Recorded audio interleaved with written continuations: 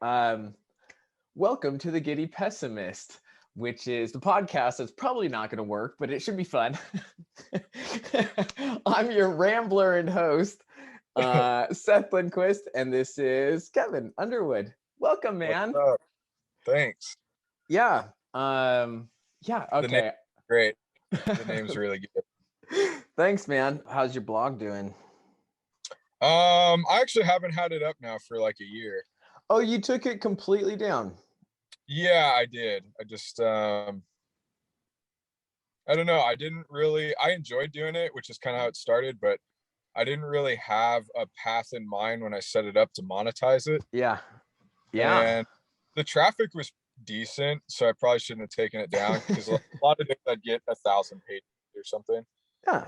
Like not great, but it's something. Pretty good, man. That's pretty good. But I don't know. I didn't really have a path to making money off of it. Mostly it's just like a time drain. Side hobby. Yeah, dude, I kind of actually want to dive into that because we've talked about it a lot, like just kind of the social media thing. And like, this is one thing that's been, and I've gotten a lot more kind of organized as far as like the shorter term stuff. Like, I'm kind of organized with my stuff, but like trying to really figure out the best use of my time moving forward. And like, man, blogs keep coming up all the time. And I feel like I'm kind of foolish to not do that. But it's one of those things where it's like, okay, is this, because I don't read blogs at all, and I can't write worth crap. You don't have to write even. Like if you're gonna do this podcast, like I would strongly suggest that. And for this reason, basically, like think of the internet as like a library. Yeah. There's like books. Well, every web page is a book, right? And that book's like linked to whatever search terms you put in Google or other said search engine, and it pulls up all these results. Well, when you write a blog post, every one of those is a separate page. Okay. So now, like, it's really hard. Like, if you had a website, like, say your landing page you set up, like, you could try and target all kinds of random keywords by writing about all sorts of stuff, but like, the page isn't really about one specific thing at that point, right? Yeah. If it's about one specific thing, that's great. And if they search that, that's good. But with a blog, like each blog post is about something specific. So if you take the classic thing of like gear reviews for photography or something, right? And like people have blogs about those, and there's a review on each specific lens for whatever camera. Yeah. Well, that's because anytime you search a specific lens, their blog post for that will come up, which will put you into their website, and then you're in their website somewhere.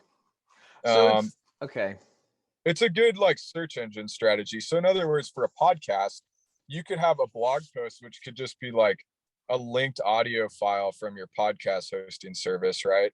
And then like the show notes below it or whatever you put, and then like just post that as a blog post. And whatever's in those show notes will pull in Google when someone Googles how to whatever. If there's something written on that page about that, like, but it has to be in text. Like Google's not going to scan the audio and like figure out what it's about. Yeah. So because I can't sit down and write. Like I just can't write a blog post every day. Yeah. No way. I can talk all day. I mean, I do pretty much anyway. So totally. So yeah, I mean, plenty of people blog, and like there has to be some text on there to kind of give some hint as to what it's about to a search engine. Yeah, that might change over time. I mean, I don't know, maybe it has by now. I don't follow how the algorithms work very much at all, but you can blog and like the main content is a video, or the main content. So it's the same reason YouTube works well, is because YouTube actually has a search engine. Like it is a search engine. Yeah. Like Instagram or something really doesn't. Like you can search hashtags, yes, but like your content, if you make a post on Instagram, isn't very evergreen, so to speak. Like 6 months from now, that photo is probably not going to show up in anybody's feed Yeah. unless you just get really lucky, get Yeah. all boxes, and it continues to show in a category that has very little traffic. But like YouTube, you can look up how to whatever, and you might find a video from 8 years ago. Yeah. And blog posts can work in that same way. And they're a good YouTube or a blog or both would be a really good format for a podcast, because currently there's no real search engine for podcasts, right? Like you go to Apple and you can kind of like pick a category or like Oh.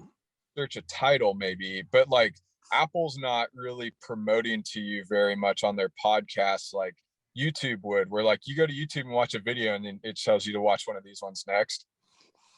Like that doesn't Oh. happen for the organic or search engine sort of traffic in podcasting. Like people kind of like stumble into podcasts by seeing somebody on YouTube or finding it through Google or you know what I mean? Or you just go Kind of. like, Yeah. I mean, it's or you just go interesting. to podcast and search like sports and then you find whatever's Yeah. the top 5, but that's about it.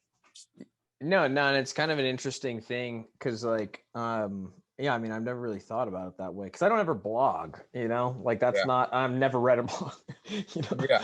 I don't read more than like 2 paragraphs. So interesting. And you can do it with the website and like focus on a set of keywords. The advantage to the blog is like you can have it all under one website, but you can have a page about like all these different things that pull people into the same central idea. I think you should start a blog and start writing your essays and taking pictures. Yeah, Another thing I'm entertaining right now is I don't know that I would sell many, but I feel like I need to at least have the option to sell some prints or something online. Yeah, man. Because that entire catalog of thousands of images, some of which are good. Dude. That I should at least put up a site and like list those just to have, like, no one's gonna buy them if I don't have them up. So dude, it's totally, man. And when this podcast goes off the walls, like you'll have so, this man, we'll have all the links are down there. No, dude, man, I totally encourage you to do that. Like that's because that really is kind of that exponentiality. It's like, yeah, man, dude, if you just take the weekend, even if that's a long one, to put up 20 prints, to get the website figured out and to put up your 20 prints, at least it's there. And dude, your pictures are great and your writing's great. I think you should go back and blog again, man, personally. Yeah, I probably will. I just don't know what about currently, which is why I'm not doing it. I'm kind of thinking about, not to cut you off, which I did. The one thought I have about doing it is kind of combining the idea of like the book I was talking about. Yes, totally. That's exactly what starting that more as a blog, and like that being the niche that I blog in, and like go that, which is completely different than my last blog. The way I'm kind of looking at it currently is like with exponentiality, I hadn't turned it that way in my head, but sitting here thinking about it, that's kind of how it applies as to what you're talking about. But like with some passive income, you buy back like a little bit of your time, right? Okay. Or owning a business or whatever, you're buying your time back. Well, as you buy some of that time back, it's similar to investing. Like if you had a business and you were making money, you take the money and you make the money go to work for you. Well, if you take that time and you invest it into another passive thing, you get a little bit more, which means you get a little bit more time. And that's the thing that kind of finally hit me, because before I was always trying to take X side hustle and replace all of my other time, which is hard because that's a big molehill to roll over the top of, right?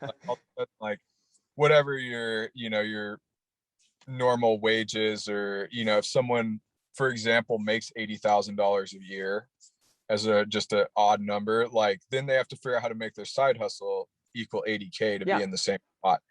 Well, granted, I'm in a different boat because I'm self-employed. So if I make 20,000 on a side hustle, I just work 25% less in that scenario. Which I guess isn't the case for people with 9 to 5s. So that maybe they need to figure out another workaround. But Totally. like me, in my situation, I could just take less work on what I'm doing actively. And it's like, and then invest that 25% into something else passive, which now then it becomes 50%. Invest that time into another 25 or Dude, 50%. Then you just keep like, you use that time, like you're still working, but you're working on something that I would view as an asset, almost in the way that like financially you view assets and liabilities, but a lot of them are digital and you don't have to purchase, you just dude, have to get them. that is 100%. Like, thank you for kind of articulating it. That, I mean, you have instant diversification. Yeah. And like the other thing too, like, because yes, that's that one aspect of exponentiality is like you kind of get your time. But every time you do this too, like let's say you do have a blog post, like all of those are based on the foundation of your following and your influence. Yeah. So like, you know, every one of those new products or new projects that you do Yeah. might bring somebody else in and is like, oh shit, he has a cooking channel. Yeah. Great. Just so Yeah. happens. And the Uh, exponentiality of it is if you use that, I think the key to it where I had it wrong before was that you use that time that you buy back to make another passive asset. yep. So yeah, there's a real, Correct. And then like you can keep yes. building on it. And that's where I got the other day where I was like, I don't have to make all the money on one of these. I just got to be able to get one of them that buys me some time that then buys me more time. Dude, So, exactly. well, Yeah. and there's so many more things. Like a lot of these are quite profitable for the amount of time you put into them. Yeah. But look at some of these, and it's like I just don't know that I can scale it to 6 figures or 7 figures or Totally. whatever. The market's not there. So then in the past, I'm just like, well, that's a dumb idea, not good enough. It's like, well, you could just have a whole pile of those things that make That's, you grand a year. dude. And so like in this last video that, I mean, in one of them, because that was the example of like, and I'll try to use the exact same one, but it was like, okay, let's think about you and I are going to retire probably around 72 or something. So like, and let's And say we're, higher in like 8 years. I'm afraid yes, of that. yeah, yeah. I guess the average people of our, you know, at our age, but like, okay, so then let's say you're gonna live for 30 years after that, and let's just use $1 million, which is about $30,000 a year.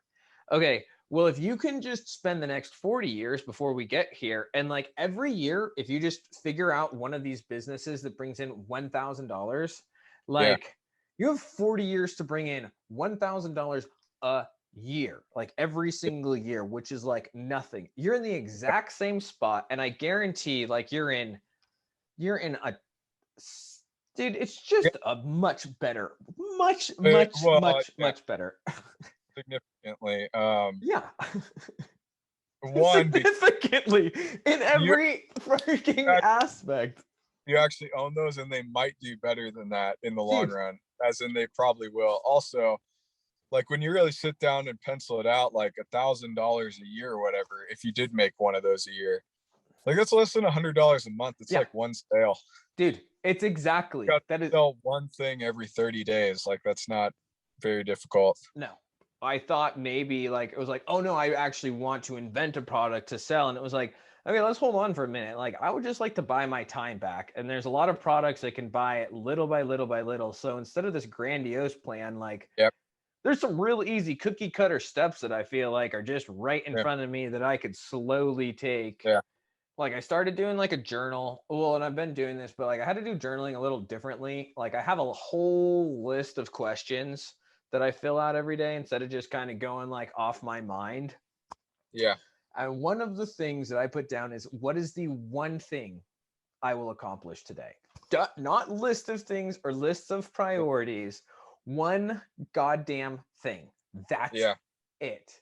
And Yeah. dude, it's scary because I just started doing that. And one of them was like, So complicated. dude, I know, but I just started doing this in my list. I was like, oh shit, like, oh, I'm gonna get done Yeah. with my list here pretty quick. Like, you can't see it behind me, but like, I finally, and if you haven't watched any of the videos, like, I literally actually have a plan now of like almost everything I want to achieve, like, as far as like just kind of ideal lifestyle.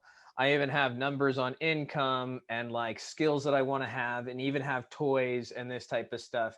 Dude, it's like literally I fit everything onto a page.